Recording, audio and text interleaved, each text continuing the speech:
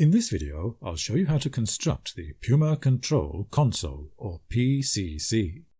The PCC is only required if you're using some of the more advanced features of PUMA, such as the Z-motor, the Augmented Reality Heads-Up Display, or HUD, or the dynamic Fourier light filtration abilities of the Spatial Light Modulator. If all you want is an electric light source for your scope, then the much simpler PUMA Light controller can be used instead, and instructions on how to build the PUMA Light are given on the project GitHub page.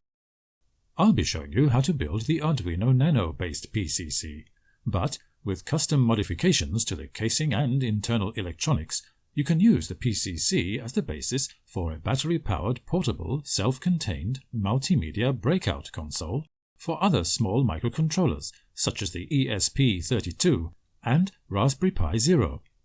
Variants of the PCC can therefore be used for many different low-cost applications, such as a portable spectroscope, microfluidic controller, image capture device, telescope guide star tracker, and fun projects such as a retro video games console.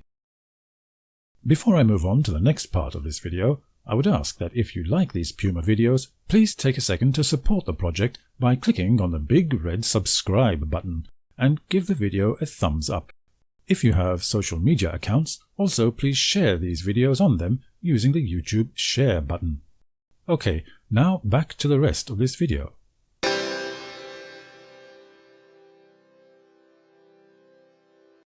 Be advised that there is risk involved in the building and use of the PCC. It uses a high current power regulator and can cause fire, injury and permanent component damage if there are errors in construction or malfunction of parts. Building this module is only suitable for people with adequate electrical engineering knowledge. These are the parts and some of the tools you'll need to build the PUMA Control Console. Details are provided in the video description, but I want to highlight just a few things here. Firstly, all these components are either 3D printed or widely commercially available, with the sole exception of this, the PUMA motherboard. You'll see on the PUMA GitHub page that there are two specifications for this board. They are both identical in terms of the components, circuit connections and function. However, one is a double-sided printed circuit board designed for professional printing and manufacture, but the other specification is for a homemade version of the same board, which is what we have here. This is designed around the widely available TriPad prototyping board and can be made using simple soldering alone. An Arduino Nano microcontroller, preloaded with the PUMAControl software, is inserted into this connector like so. And that forms a complete PUMA motherboard. Secondly, a note on these cables. These are 20 cm long, double-headed JST-XH connectors, and you'll need examples of these cables of all pin numbers from 2 to 8 pin types, with the exception that you do not need a 6-pin cable.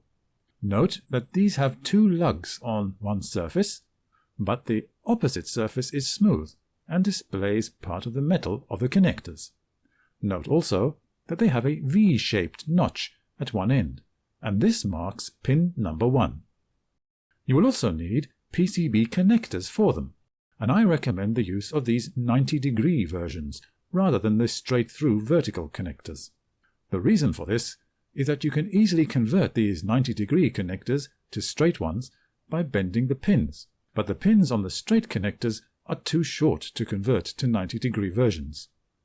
Also, the pins on the 90-degree connectors are longer, so that when you use them to make extension cables, as I'll show later in the video, they give a much stronger mechanical connection. In previous videos showing the PCC, you will have seen the older version 1 model. However, I've updated the models for the PCC prior to release of this video. The newer version of the PCC has many advantages over version 1. For example, perhaps the biggest functional advantage of the newer model is the provision of this Trimpot external control, which allows the lamp current limiter on the power board to be varied without opening the casing.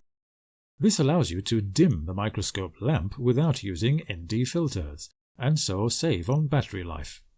It is, however, also dangerous, because you can easily overload the bulb if you turn it to too high a current rating. You also now have access to the power board indicator LEDs with these view holes. It has more hollow areas inside and on the base. This not only uses less plastic and makes the box even lighter, but it also allows for better ventilation of all the electronic components.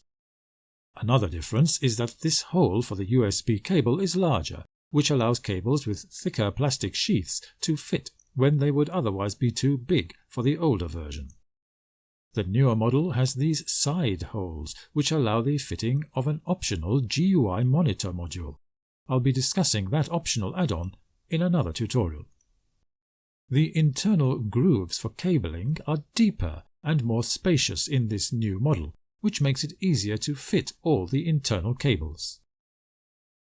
There is also now a window at the back which allows access to the ICSP pins of the Arduino. This makes it easier to install different software on the PCC out in the field using standalone cartridges like this, instead of having to have a computer with the Arduino IDE available. You also have the option to cover this opening if you don't intend to use it. Apart from these new case features, the electronics inside the PCC are exactly the same as with the version 1 model.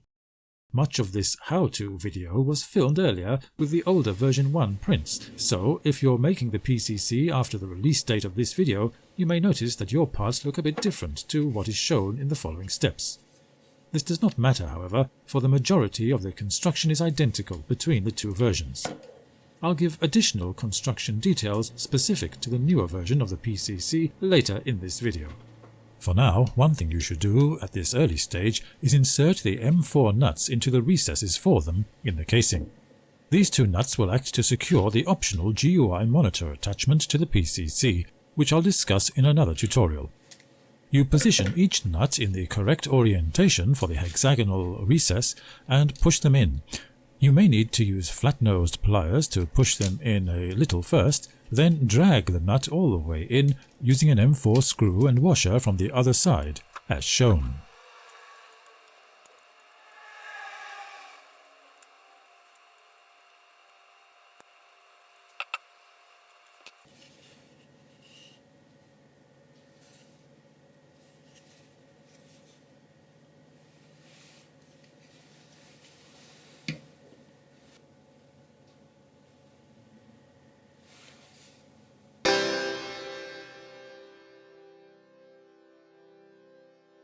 These are the main parts of the 3D printed case: front, middle, and back. And they fit together like so. Before you begin construction, I recommend you thread all the holes that are to accept a screw. These holes are designed to have a slightly smaller diameter than the screw thread. To tap a thread, hold the screw firmly at the mouth of the hole and slowly turn it clockwise whilst applying downward pressure.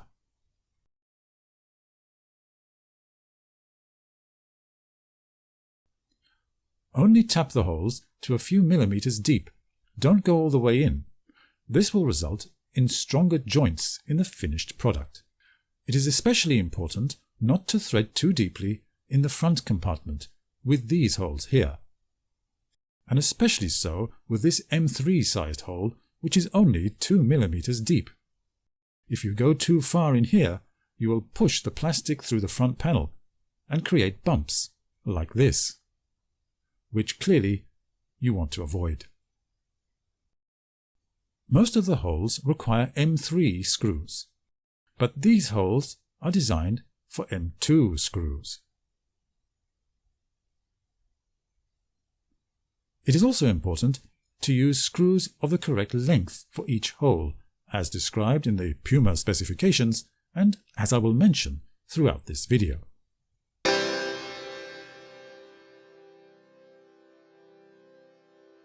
We now add the components to the front compartment. The front compartment takes all the user controls except the on-off switch, and it houses the AV feedback elements, that is, the piezo buzzer and the stepper motor driver board with its indicator LEDs. User input is via this joystick keypad. Note that we need to attach the cable to this before inserting it into its position because there is insufficient room to do this afterwards. For this we use an 8-pin JST ribbon cable and we insert it with the lugged surface facing the back of the board, like so. In order for this cable to fit, we need to bend it back sharply to 45 degrees. Next, place the board into this recess with these 4 plastic posts fitting into these holes in the board and ensuring it is held steady.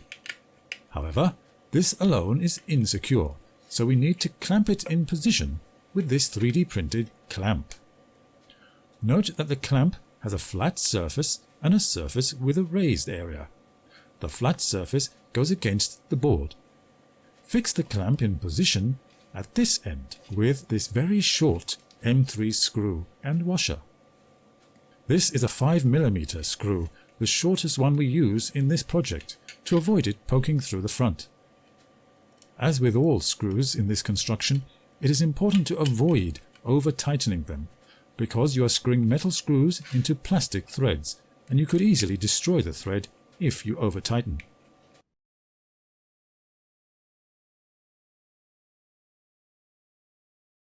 Once in place, we need to hold down the other end of the clamp with the piezo buzzer. So insert that next, with the back of the buzzer against the clamp and with the buzzer wires facing the inside of the casing, like so. For this, we use 2 M2 screws, each of which are 8mm long.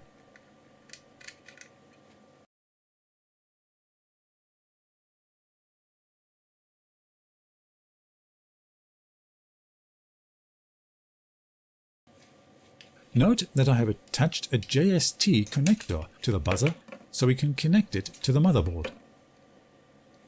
This is done by cutting a double-headed connector in half, stripping the ends and soldering them to the buzzer wires with the negative wire connected to pin 1. Now we turn our attention to the 200 ohm lamp brightness control potentiometer. Before fitting this, I recommend you bend the end connector to 45 degrees, like this, and solder the middle connector to its connecting cable, as I have done here. This connecting wire is made from 2 components.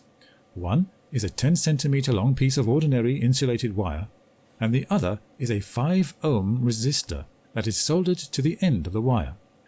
The other end of the resistor is bent into a loop, ready to fit to the power board, as we'll discuss shortly. The resistor is an essential component for safety and controllability of the lamp, so don't skip it. I'll explain more about that later in the video. Now fix the potentiometer into the front of the casing with its terminals facing into the case. Note that the hole has flattened regions, as does the thread on the bushing, so you must sight the potentiometer accordingly.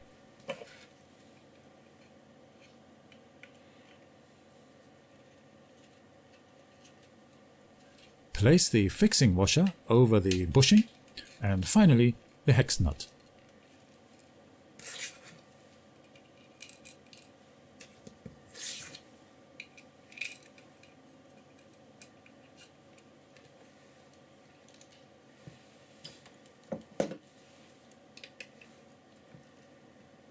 Once the nut is tightened, you can add the user control knob.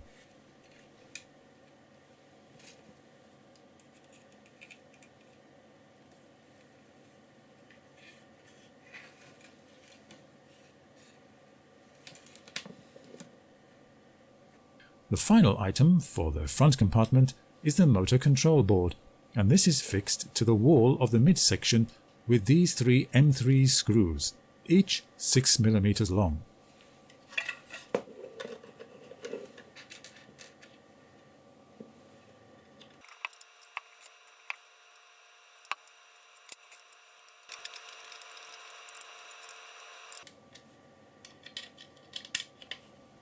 Once in place, fix the connecting cables to the motor board. The output cable is a 5-pin cable that goes into the JST connector here, and you should bend this down and route it underneath through this slot in the casing to the back compartment prior to fixing the motherboard in place. The motor power cable is a 2-pin JST cable that goes on these 2 pins here. The correct orientation is to insert the connector over these pins with the lugs facing towards the control chip, like so. Now, because this is a 2-pin connector, and the piezo buzzer also has a 2-pin connector, it's a good idea to mark the motor connector to distinguish the two, and so I've placed a black mark on it, as you can see here. Finally, connect a 4-pin JST cable to the inputs to the motor control chip, and the correct orientation is to insert the cable with the lugs facing away from the chip, like this. Now, before we move on, I'll show you how to fit this 3D printed cover for the joystick connector aperture. This cover has 2 clips and a recess. The clips are designed to fit in these areas here. You will notice that there's an even deeper, thin recess within the cover, and that is designed to accommodate the rim of the JST connector. So the cover fits like so, and simply clicks into position.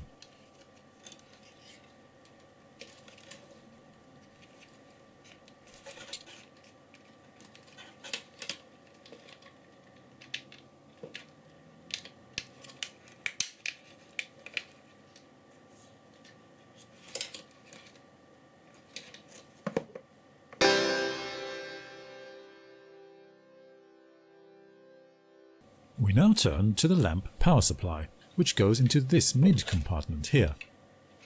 The power unit is an XL4015 based DC buck converter with both voltage and current regulation. Before fitting the board, we need to set the regulated outputs correctly to avoid doing damage to the bulb. To do this, apply a power source to the input pins here. This one is for positive. Any power supply or battery can be used between 7 and 12 volts DC, as long as it can deliver at least 1 amp of current. Now, get an ammeter and set it to measure up to 20 amps, not milliamps, because this board can put out several amps of current and that could damage your meter if you set it to milliamps. Apply the ammeter to the output and adjust this potentiometer here, the one closest to the output end of the board, until the current displayed on the meter is 0.33 amps, that is 330 milliamps.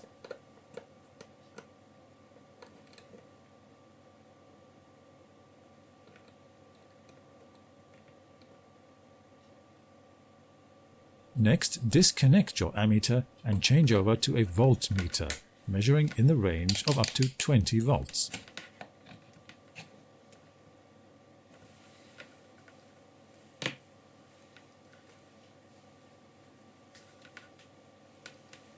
Apply the voltmeter to the output and adjust this other trimmer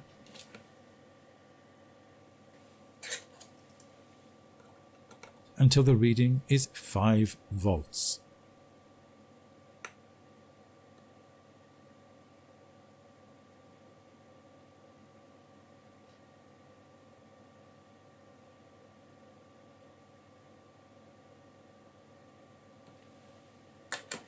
The unit is now correctly set, but before we insert it, we need to attach the output cables to this side because there's not enough room to fit them once it's in place. Here's one I've added most of the cables to already. Now this looks complicated, so first let me take you through what we have here. The overall goal is that the output from the lamp power board needs to be connected to 3 things: to the lamp output socket of the console, to the lamp brightness potentiometer, and also to the motherboard to enable the continuous monitoring of lamp current. So here's how we achieve this. We have half a 2-pin JST connector with pin 1, the pin next to the groove, connected directly to the negative output of the power board, and this negative output is also connected directly to the lamp output socket by this 13 cm long wire with a 4.8 mm spade connector at one end. The other pin of the JST connector is also connected directly to the lamp output socket, to the positive terminal this time, by this 20 cm long wire, which is marked with a white stripe, and also has a 4.8 mm spade connector at one end. In addition, the same pin is also connected to the end connector of the brightness potentiometer by means of this 2.8 mm spade connector, but it is not connected to the power board. Instead, the positive output of the power board is connected to the middle lead of the potentiometer by means of the 5 ohm resistor cable we described earlier. And so the connection to the positive terminal of the lamp and lamp meter are made via the variable resistance of the potentiometer plus the fixed 5 ohm resistor. So now I'll connect the looped end of the 5 ohm resistor to the positive output terminal of the power board, like so.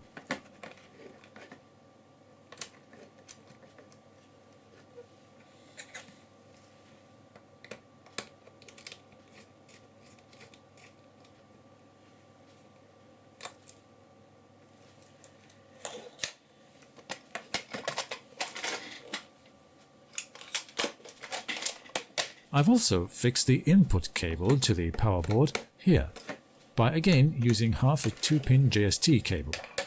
For the input, pin 1 connects to the positive terminal.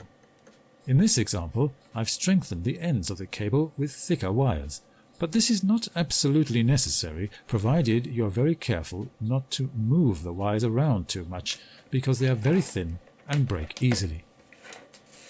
We can now insert the power board into the central compartment. To do this, first insert all 4 M2 screws through the holes in the board. These are 6 mm long screws. And lift the board as you insert it so that the bottom of the screws don't snag on the risers. Then lower the board into position and fix the screws in their holes.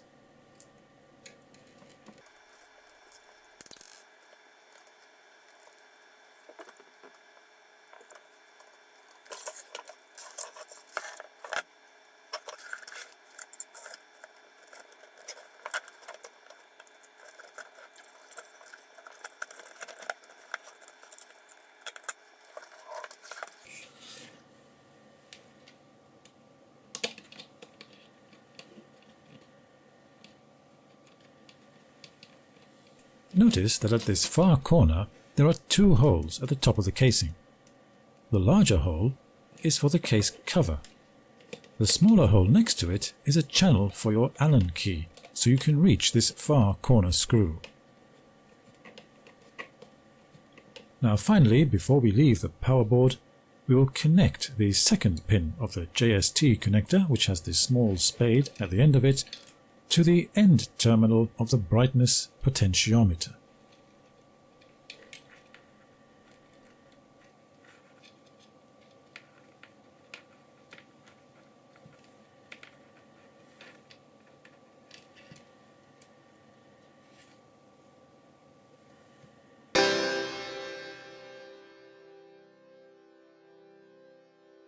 We now come to attaching the motherboard in the posterior compartment, but before we do that, we should first connect the joystick cable to the motherboard, because it would be very difficult to do so once the board is in place.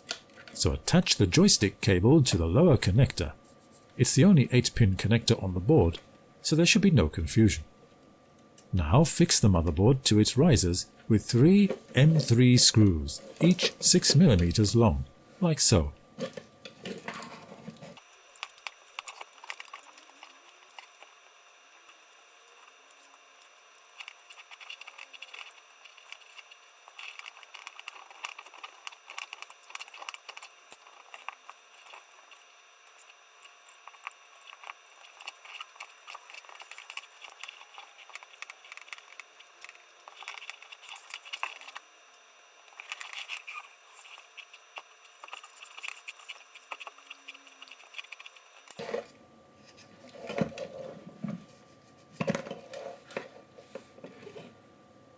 With the motherboard in place, we can start to route and connect the cables to it from the front and middle compartments. The piezo buzzer connects here. The lamp meter goes next to it.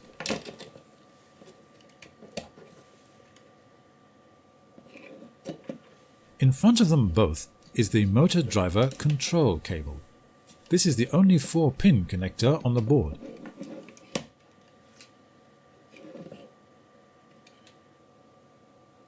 Then there is this 3-pin connector. That's for the Z-stage limit switch. For this, we make a custom cable that converts the 4-pin connector that plugs into the limit switch into a 3-pin connector that connects to the motherboard. Construction of this cable was described in the tutorial that explains how to make the motherboard, so I won't repeat that here. Now we need to route this cable around the back of the Arduino to avoid it getting in the way of the Arduino reset button and power indicator, and then it goes out of the console at the bottom here. Next, we attach the power to the motor board at this connector here on top of the PMOSFET transistor. This is the main power input connector. We'll come back to that in a moment, but below it is the power out to the lamp power regulator board. So connect it up like so and ensure the cable is routed into this special passage designed into the wall so as to avoid any cable resting on this back surface, which would impede closure of the case. Next, we connect the TFT output cable for the augmented reality projector of the heads-up display. This goes into the 7-pin JST connector, the only one on the motherboard, and then out of the box with the motor and limit switch cables at the bottom here.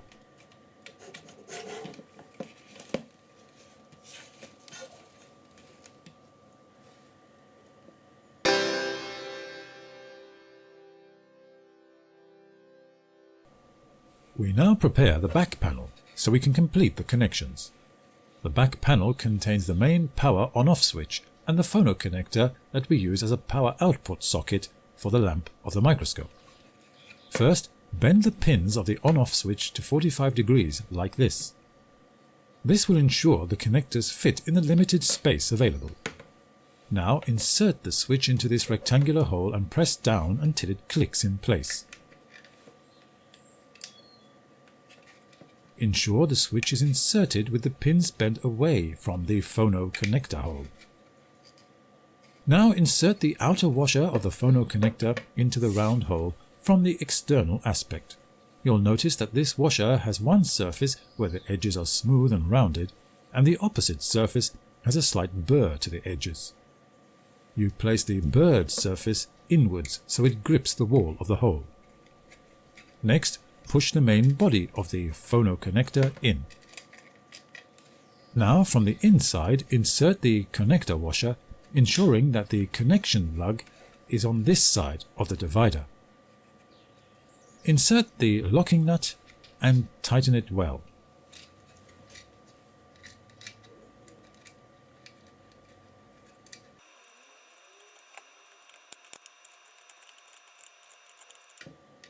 Finally, place this small 3D printed M5 type plastic washer over the central connector.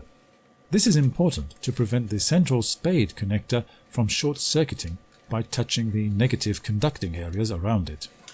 Note that I've flattened the central connector a little, and this helps retain the plastic washer until we connect the spade connector over it later on.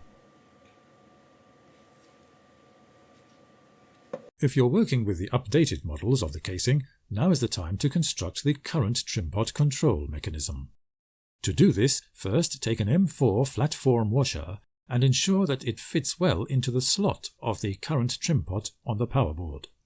You may need to use emery cloth or a fine metal file to file away the burr from the sharp side of the washer to make it fit, but only file away the half that will be exposed, not the half of the washer that will be inserted into the 3D printed spindle, because the burr will help retain the washer in the 3D printed slot. Insert the prepared washer into the slot for it in the 3D printed Trimpot control spindle and secure it in place with an M4 grub screw as shown.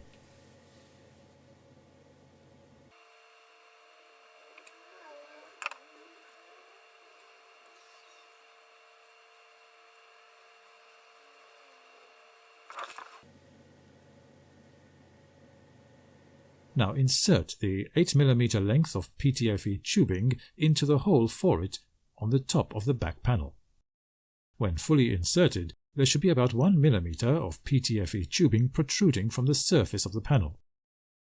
Insert the spindle up into the PTFE sheath.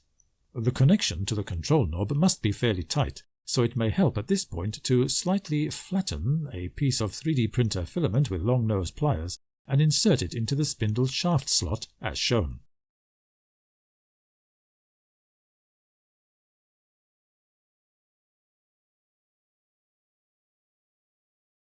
Before fitting the control knob, you may wish to mark the pointer in some way, as I am doing here. We do not attach the control knob at this stage. We'll do that later, after we've mated the spindle to the screw on the Trimpot, as I'll show you later.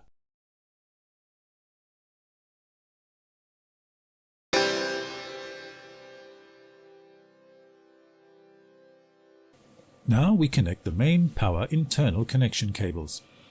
To do this, prepare a set of connected wires as shown. Here we have two 9V battery connectors with their leads joined in parallel, red to red and black to black. We have also prepared half a 2-pin JST connector. Pin 1 of the JST connector, next to the groove, is connected directly to a 4.8mm spade connector, and this goes to one pole of the on-off switch. It doesn't matter which pole. The positive ends of the battery connectors are soldered to another 4.8mm spade connector, and this is connected to the other pole of the on-off switch. Thus, when the user closes the switch, the positive lead of the input power will be connected to pin 1 of the JST connector. The negative ends of the input power cable are soldered directly to pin 2 of the JST connector. Now that you have this arrangement, simply insert the power JST connector into this remaining JST plug on the motherboard and pass the battery connectors into the battery compartment area, ensuring that their cables are inserted into these grooves in the wall, as shown.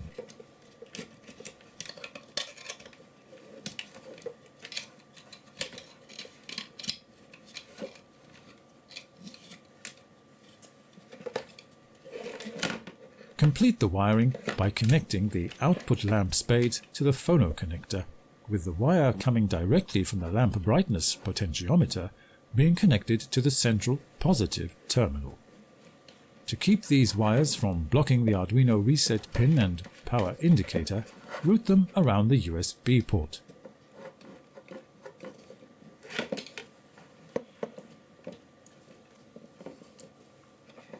Ensure all spade connections are tight. Crimp them with long nose pliers if they're loose. If you're working with the older model of the casing, without the Trimpot control knob, we are now ready to close the case.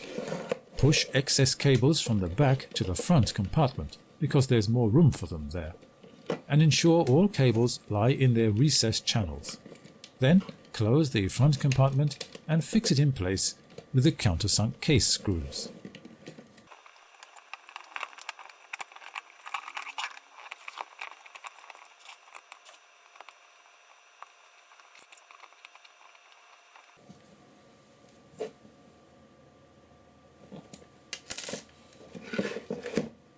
Next, likewise close and secure the back panel with countersunk case screws. While doing this, remember to keep all cables away from resting on the walls of the case outside their designated channels, including the output cables, which must pass through this recess in the bottom of the back panel.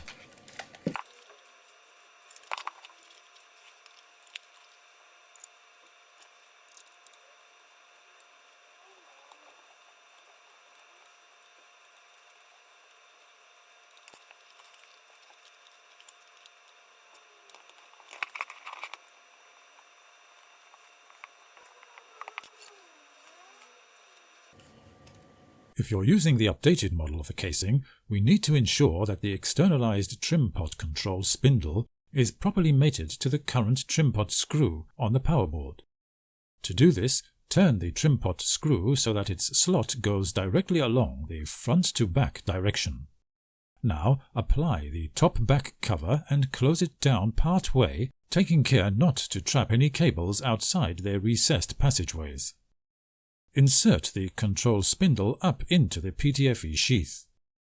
Orientate the spindle so that the washer is also in the same front-to-back direction, aligned to the slot in the Trimpot screw. Now, under direct vision from the front aspect, continue to fully close the top cover and mate the washer in the Trimpot control spindle into the slot of the screw in the current Trimpot control.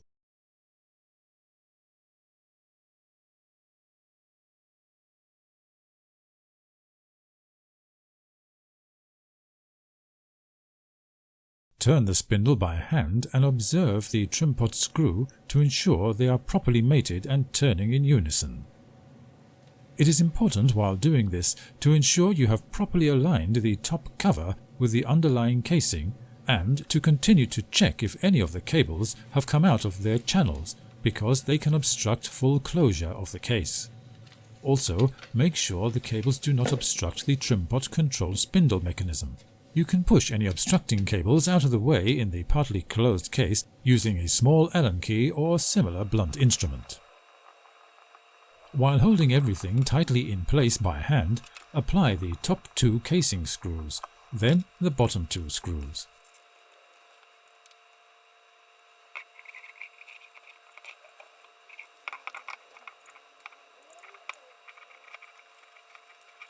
Push fit the external control knob over the spindle all the way down till the knob contacts the casing, and check that rotating the knob rotates the spindle and Trimpot screw.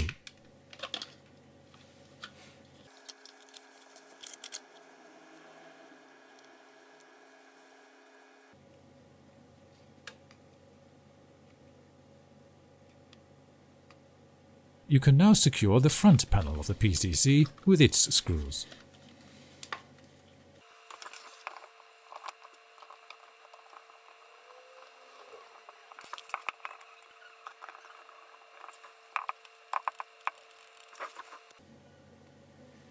Even a small error in the angle of the current Trimpot can result in dangerous overcurrent to your lamp. So, instead of trying to mark and reset the original current Trimpot setting, I recommend that you apply your ammeter to the 5-volt output again at this stage and turn the current knob to ensure you have the correct 330 mA current setting.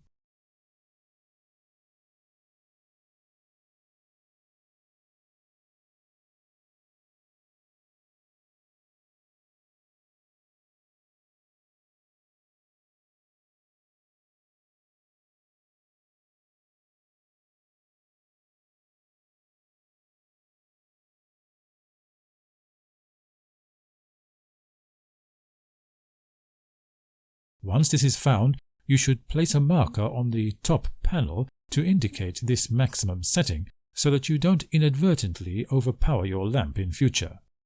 You can take off and resight the external control knob if the marker on the knob is not in an optimum position. For extra safety, you may want to place a physical stop here as well, like a small screw that will prevent the knob from turning beyond this point.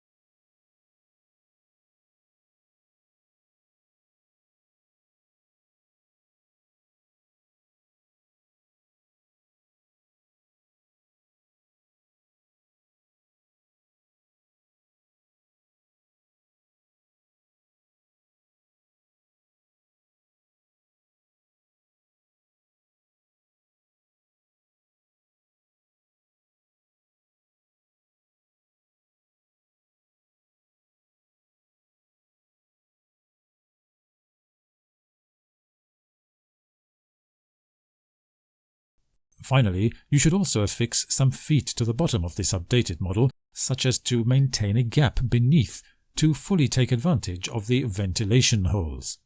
Some epoxy glue may be required if the self-adhesive pads on the feet, like this, don't stick well enough to the 3D printed plastic. Feet could be incorporated into the 3D printed design of the case as a custom mod, but I prefer these non-slip pads. In both the version 1 case and the updated case, these holes for the LED indicators were designed such that they may have transparent light guides fitted to them.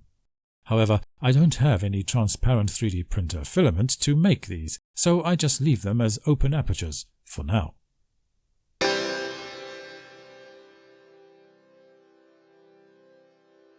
Now we are almost ready to test the console, but first we must connect a power supply. The console can operate fully portably on two 9-volt batteries that fit into this compartment here. Alternatively, an external power supply can be used. To use an external power supply, you should externalize one of the battery connectors. You do this by first placing the lower connector outside the battery compartment via this V-shaped channel in the case. Then slide on the battery cover to about 3/4 of the way in and pass the connector cables into this channel in the cover before closing it all the way. You can now attach any alternative supply, such as a AA battery pack like this, which will give 12 volts, or a mains power adapter. Any voltage from 7 to 12 volts can be used, but no more than 12 volts or the Arduino will be damaged. Any power supply you use must be capable of delivering at least 1 amp. This is why we use two 9-volt batteries. One alone can operate the device, but will not last long and may cause tripping of the lamp power regulator, as I discuss later. Rechargeable batteries may be used. However, if using rechargeable 9-volt batteries, do not use the self-contained USB rechargeables like this. The reason is that these batteries actually contain a 3.6 volt lithium cell, and the 9 volts they deliver is created by voltage step-up electronics in the case. These batteries cannot deliver sufficient current to drive a PUMA Control Console, so must not be used. To avoid dangerous overheating, it is important to understand that the voltage of your power supply will be directly transmitted to the stepper motor driver. PUMA can use either the 5-volt or 12-volt version of their focus motor. If you're using batteries up to a maximum of 9 volts, then you can use the 5-volt version of the motor, but do not leave the coils energized when the motor is not turning. However, if you're using any external power supply or batteries above 9 volts, you must only use the 12-volt version of the stepper motor. To use a 5-volt motor in these circumstances can cause severe and dangerous overheating of the motor coils that could cause burns injuries and melt the plastic of the microscope parts.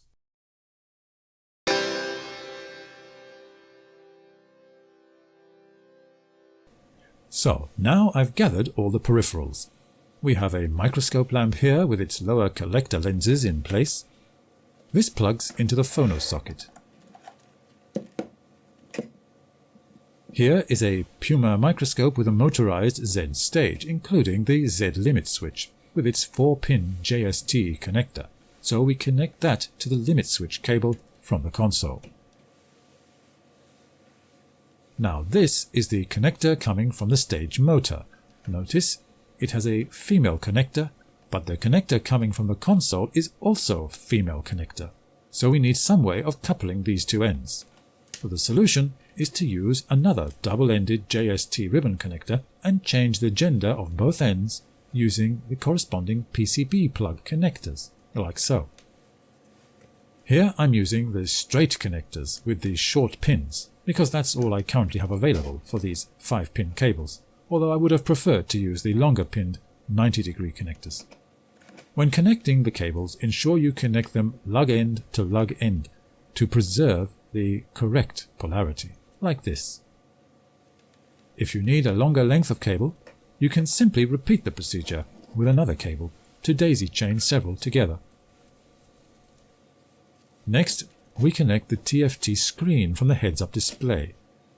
In this case, we don't need to worry about gender. The output cable is a socket and the TFT screen has plug pins. But the problem here is one purely of cable length.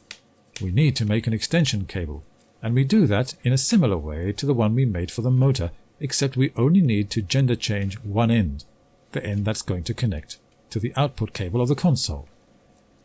Note that I am using the 90-degree plugs for this purpose, which give longer pins when they are straightened out, and this makes for a stronger connection. Now here's a tip. When straightening out the pins of these 90-degree connectors, it helps to have a cable plugged in, so as to avoid the internal connection pins from becoming distorted while you bend the other end straight. Now turning to the TFT screen housing, note that it has two depressions in the casing, and these are for the lugs of the JST cable connector, so the cable fits like this. Now all our peripherals are attached, it's time to switch on. If all goes well, the microscope lamp and Arduino power LED should turn on immediately, and after a few seconds the piezo buzzer should sound twice to let us know that the PUMAControl software has successfully completed its boot up sequence. Here we go.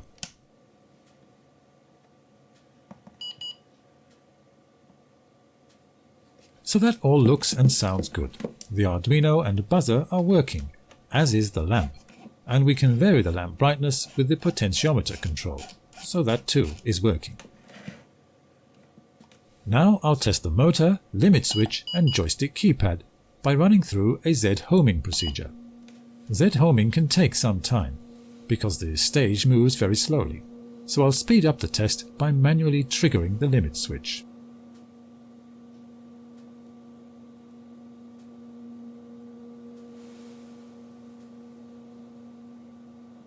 And there we are. So now we know that all our connections and components are correct. We have successfully built a PUMA Control Console. If anything didn't work in these tests, the most common issues to look for in troubleshooting are loose or wrong connections, especially the spade connectors, which may fall off if not crimped tight.